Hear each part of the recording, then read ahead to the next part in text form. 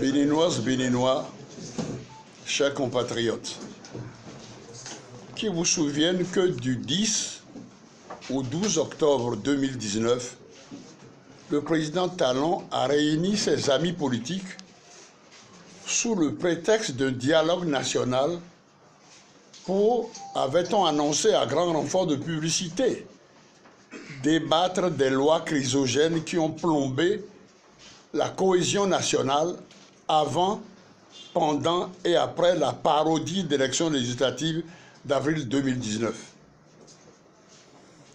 Tout le monde se doutait de ce qu'une telle démarche, du reste insolite, allait apporter à la décrispation tant souhaitée par notre peuple. Convaincus que nous étions que de simples propositions ou projets de loi pouvaient régler la question. Malheureusement, le despote a choisi, comme à son habitude, les sentiers tortueux pour poursuivre sa fuite en avant, en engageant les ressources de l'État dont notre peuple ne connaîtra jamais le montant dans un cinéma plus que désolant. Nous connaissons tous aujourd'hui les tenants et les aboutissants de ce rassemblement. Il est d'une impérieuse nécessité d'appeler l'attention du peuple sur cette indigne supercherie. En effet, prévue pour être une assemblée qui devait débattre des voies et moyens pour une sortie de crise, on se trouve brutalement transporté sur notre planète, car le forum s'est surtout préoccupé des questions d'un agenda caché, telles que des élections générales. Et on croit rêver des parrainages pour les élections présidentielles. Il convient alors de rappeler à notre peuple que la question des élections générales, déjà soulevée dans un projet ou proposition de révision de la Constitution le 18 juin 2018, avait recueilli l'assentiment de toute l'opposition. Mais les députés de la minorité parlementaire ont été conviés, ruse oblige, à voter pour la révision avec d'autres dispositions, telles que la discrimination positive par rapport aux genres. Et sur ce point, les députés de la minorité parlementaire ont, dans leurs amendements, proposé que la dite discrimination soit étendue aux nominations aux hautes fonctions, gouvernement, société d'État, diplomatie, etc. Ce qu'évidemment, la majorité parlementaire aux ordres a rejeté, ainsi que bien d'autres amendements. Nous saisissons à nouveau l'occasion pour réitérer notre vœu de voir la discrimination s'étendre à tous les domaines de la vie politique de notre pays, afin d'éviter de jeter la poudre aux yeux de la gente féminine. Et nous nous insurgeons, en outre, contre toute tentative de confiner la prétendue discrimination positive sur le genre dans les seuls couloirs électoraux. Mais tout cela n'était en définitive qu'un rideau de fumée. Le but réel de la réunion du Palais des Congrès, prélude à une troisième tentative de modification de notre Constitution, a été évoqué dans le compte rendu du Conseil des ministres du mercredi 23 octobre 2019. Et qu'est-ce qu'on y voit? L'introduction d'un parrainage dans la procédure des élections présidentielles. Rien que ça. Quel est donc le rapport avec le dialogue national? Nous invitons alors notre peuple à la plus extrême vigilance sur le coup d'État, il n'y a pas d'autre mot, que prépare Patrice Talon, car nous avons encore en mémoire ses propos délirants, dignes de l'époque atroce, en Europe, pendant la Seconde Guerre mondiale, selon lesquels un chef d'État peut être réélu si tous les députés sont à sa solde, si tous les maires sont à sa solde, c'est Talon qui parle. Si tous les élus locaux sont à sa solde, si tous les commerçants sont affaiblis, si personne ne peut lui tenir tête, si personne ne peut être compétiteur contre lui. Fin de citation. Aujourd'hui, il est de notoriété publique que tout ce qu'il a abusivement baptisé députés sont à sa solde. Que tous les maires, par peur d'être destitués et ou jetés en prison, font allégeance. Ne nous y trompons pas. Cette loi, si elle venait être votée, serait plus dévastatrice que les précédentes. Elle nous mènerait inexorablement, n'ayons pas peur des mots, vers des chemins que, hélas, ont emprunté avant nous d'autres pays africains, le Libéria, la Sierra Leone, la Côte d'Ivoire, etc., c'est-à-dire vers le pire. Le fameux dialogue national n'aurait en fait rassemblé que des gens autour du président Talon qui a des idées fixes. Oui, on peut le surnommer idée fixe.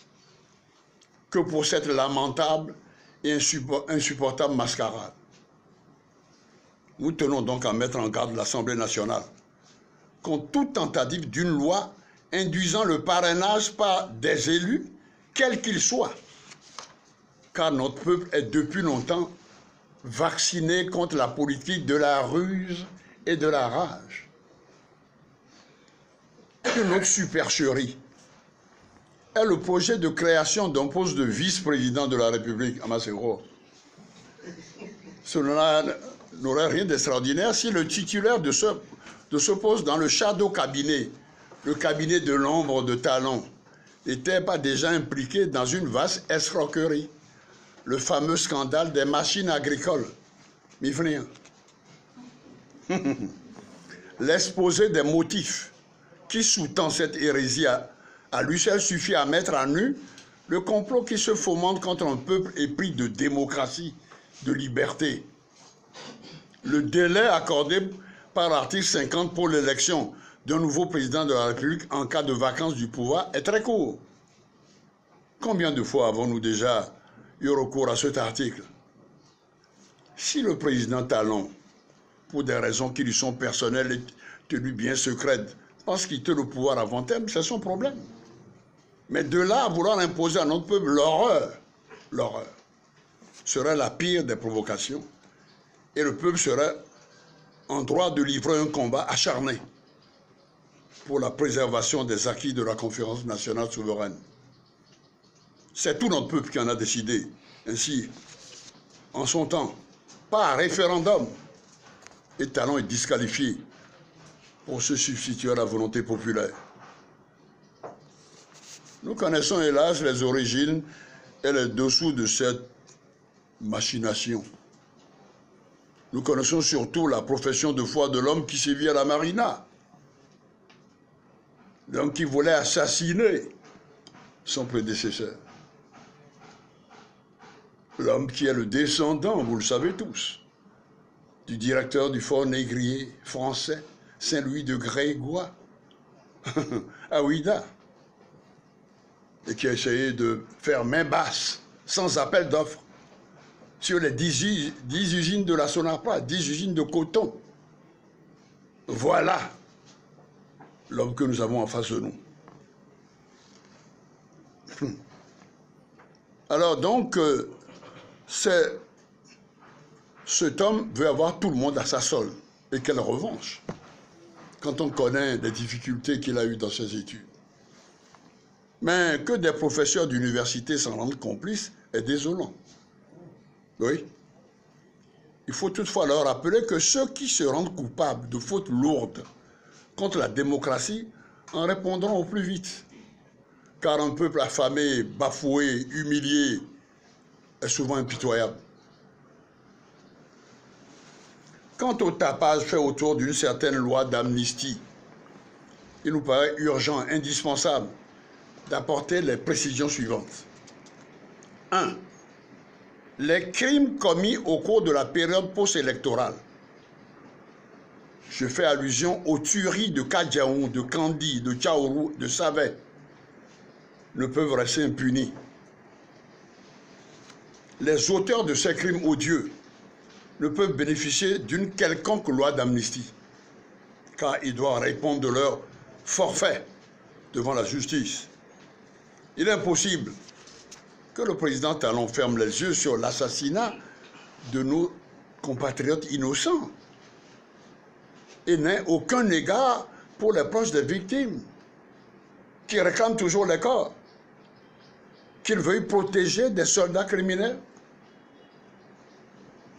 Notre peuple n'acceptera jamais cette seconde mort de nos compatriotes. De même, dans un souci d'apaisement, il est évident de faire appliquer cette loi à M. Sébastien Adiavon, poursuivi et condamné par une cour aux ordres, spécialement créée pour régler des comptes aux adversaires politiques et à toutes les victimes de la dictature. Nous invitons donc le président Talon à emboîter le pas à ses collègues du Sénégal et du Cameroun, qui ont récemment posé des actes qui vont dans le bon sens. Troisièmement, quant à nos compatriotes, que le pouvoir dit de la rupture dans l'histoire de l'Afrique, c'est la traite négrière et le colonialisme. Jamais 203.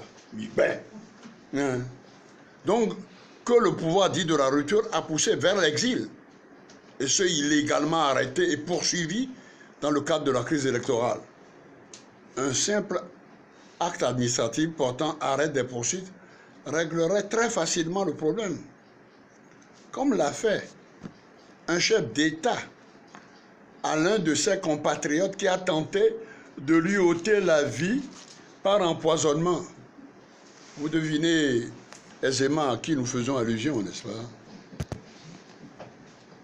Bon, s'agissant des élections générales, dont le porte-parole du gouvernement, le ministre Alain Orunla, en fervent adepte de la transhumance politique, celui-ci fixe la période idéale du déroulement de cette gymnastique en 2026. Nous pensons qu'un tel projet, s'il était retenu, releverait d'une vaste escroquerie politique. En effet, ce choix signifierait tout d'abord que le Parlement de sang issu de la parodie électorale du 28 avril 2019 resterait en place jusqu'au terme de son mandat en 2023. Ce qui est inacceptable au regard du caractère illégitime de ce Parlement.